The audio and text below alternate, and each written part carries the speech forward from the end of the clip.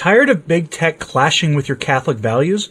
Fide Chat is now live on the Apple App Store and Google Play Store. It's private, encrypted, and built by Catholics for Catholics, with features like parental controls and more. Connect securely with family, friends, and groups. Download Fide Chat at fide.email. Technology without compromise.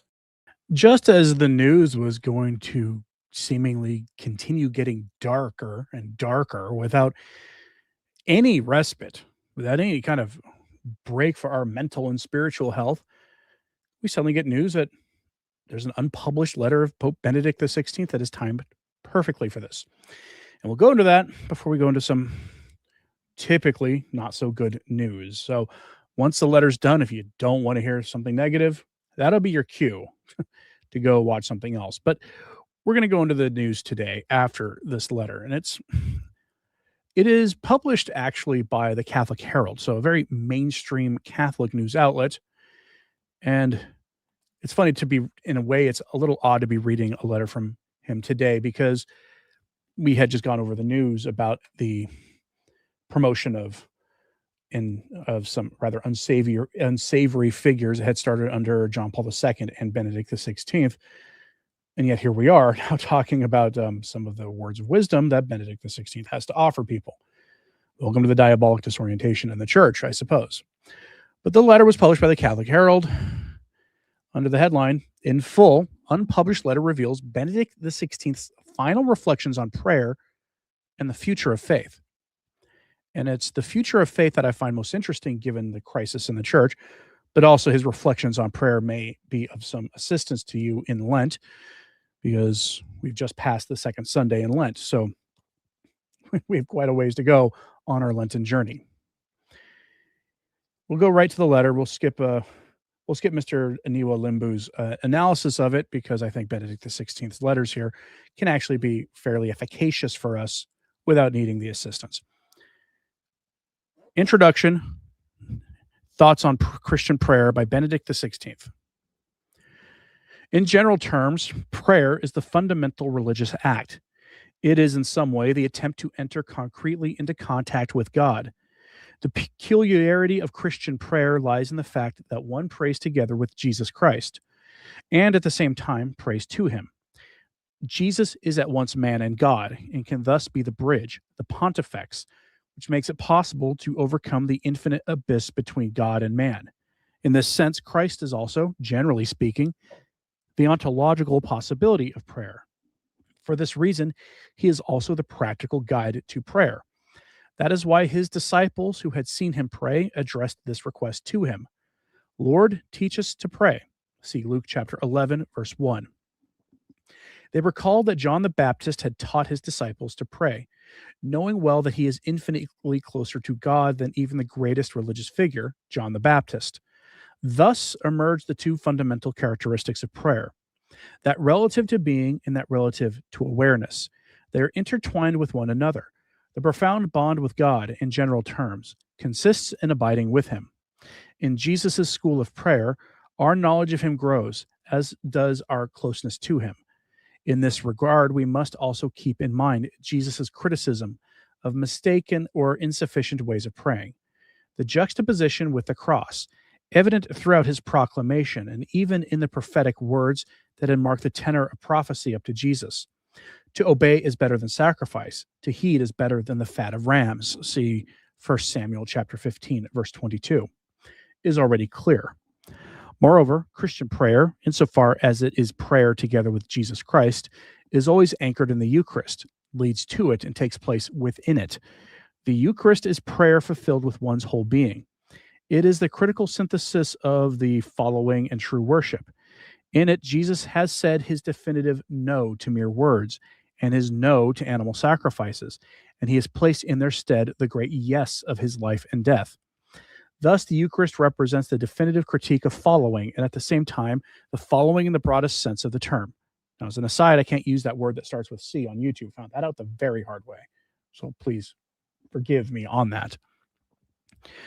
The fathers of the church rightly characterized it on the one hand as the end of paganism, as consueto or custom, and on the other as characterizing Christianity itself as prayer. I believe we ought to reflect much more deeply on this fundamental opposition. This fundamental orientation of Jesus' dramatic history of prayer enables us to understand the whole realism with which he went about his proclamation. The parable of the man who did not want to get up to give bread to his friend clearly says that prayer is always also an overcoming of our inertia, which inspires so many excuses for not rising. To pray means to push against this inertia of the heart, and therefore also means the humility of bringing before God even the small things of our daily life, asking for his help. One final point. Often, the realistic and humble way of praying is presented as an objection to petitionary prayer as such. That adequate prayer should always and only be praise of God, not continual begging. This would already be foolish, since God could not and should not be bothered with our small things. In our daily life, however, we must think of ourselves. Yet in reality, we need God precisely in order to be able to live our everyday life starting from him and oriented toward him. Precisely in not forgetting that our Father is the one in whom we trust, the Lord's Prayer consists of 7 petitions. Asking God also and above all means purifying our desire so that we can place them before God and so that they may be inserted into the we of the family of Christ. So it is fine, he says, and you see it in the format of the Our Father anyway, to bring your needs to God. Something I think to remember in our Lenten journey in March 2026. I'm very curious what you think about this. So let me know in the comments. And please remember to pray for the repose of the soul of Joseph Ratzinger, Pope Benedict XVI.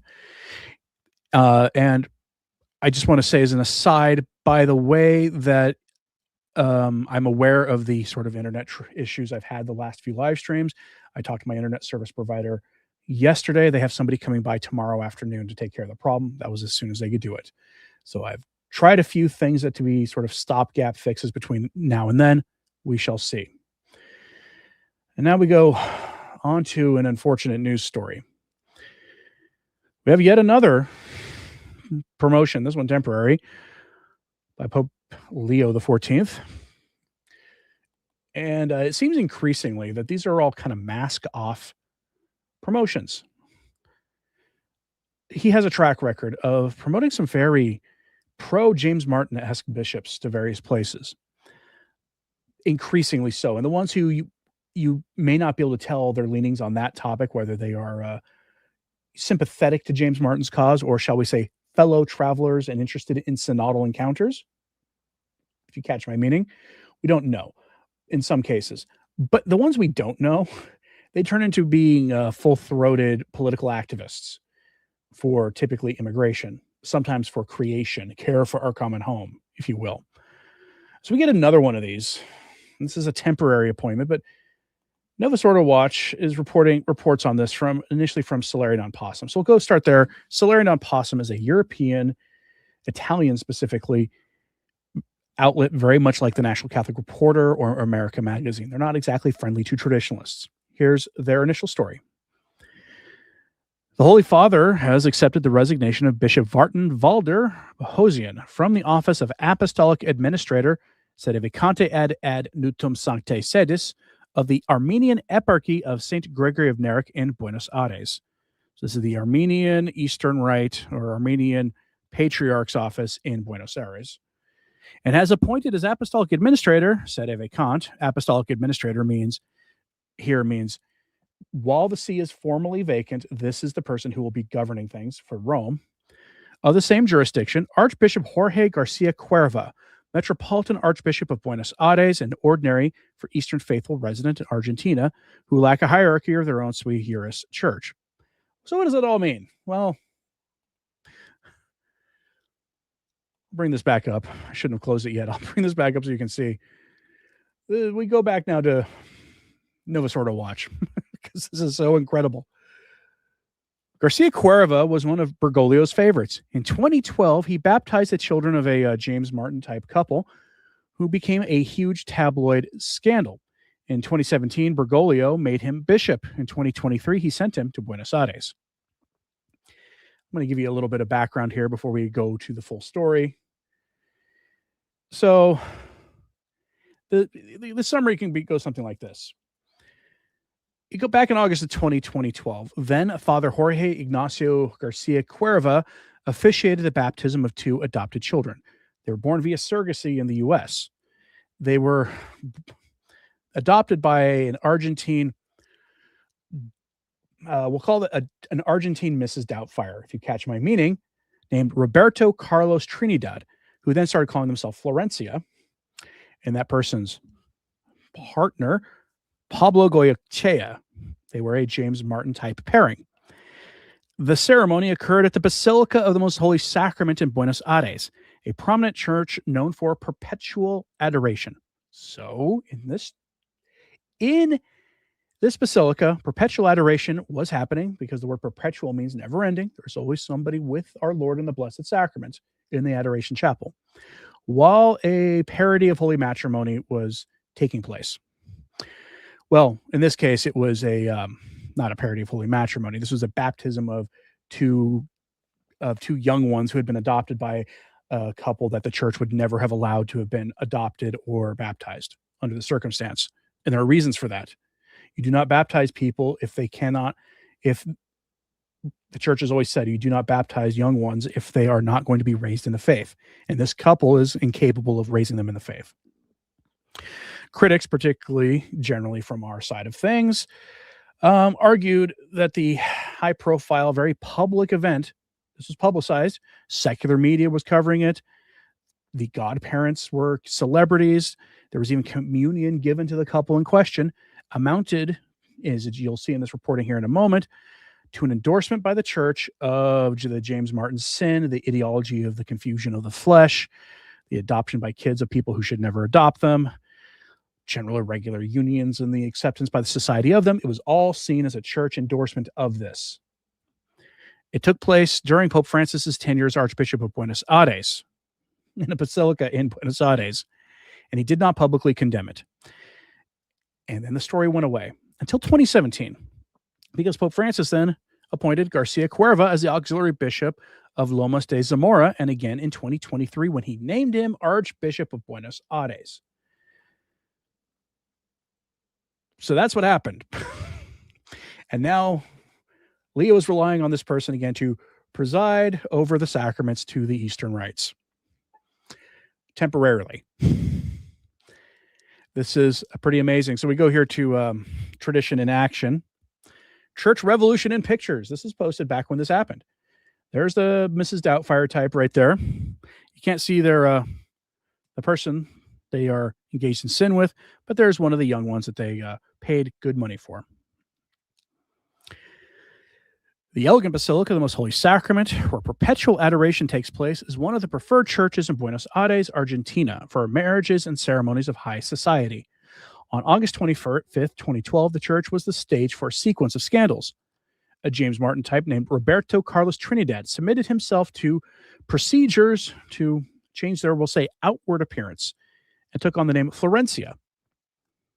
That person. That person lived with another dude, Pablo Goyechea, for more than a decade. Florencia is a TV celebrity and several of the sort of South American dramas. Some time ago, this couple adopted, meaning they paid good money for, two young ones born on the same day from a clinic that essentially lab grows human beings in San Diego, California. On the first birthday of them, the two people in question decided to have the kids baptized. The religious authorities in the church found nothing better to do than give permission for the ceremony to be performed at the Basilica of the Most Holy Sacrament. That would, in this case, be the priest in question, who we're now talking about, who's been given another promotion by Pope Leo, and, of course, Cardinal Jorge Mario Bergoglio. The article does make clear, it's not to say they should not be baptized. The point at hand is that these baptisms should never have been publicly celebrated as an exaltation of the sin in question, as indeed it was. And even then, there's controversy around that. Remember, I told you the church has, in the past, said no to baptizing people who cannot possibly be raised in the faith. That may sound harsh to people. So we don't know the graces they'll be given by the baptism. They may convert later in life, and there's a good, valid, I think, case to be made in that way. But this has historically been a bone of contention. And I don't think in this circumstance, these two would have been able to have their young ones baptized. But it goes on. Thus, after reportedly giving communion to the people in question, Father Jorge Garcia Cuerva officiated with all pomp and circumstance at the ceremony of the baptism. How can one not see in this broadly publicized event a blatant support of the Catholic Church for this parody of holy matrimony and the alteration of the flesh to create the illusion of a different reality for people? So there you have it.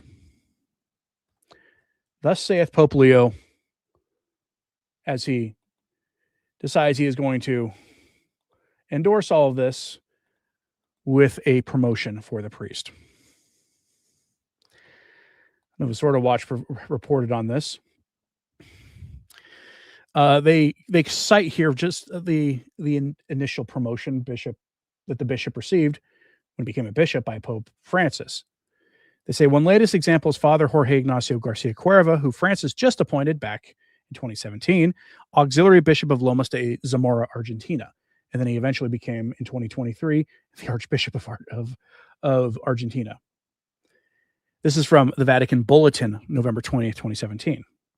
The Holy Father is appointed as auxiliary bishop of Lomas de Zamora, Argentina, the Reverend Jorge Ignacio Garcia Cuerva of the clergy of the Diocese of San Isidro, pastor of the parish Nuestra Senora de la Cava in Becar, assigning him the titular see of La Cubaza.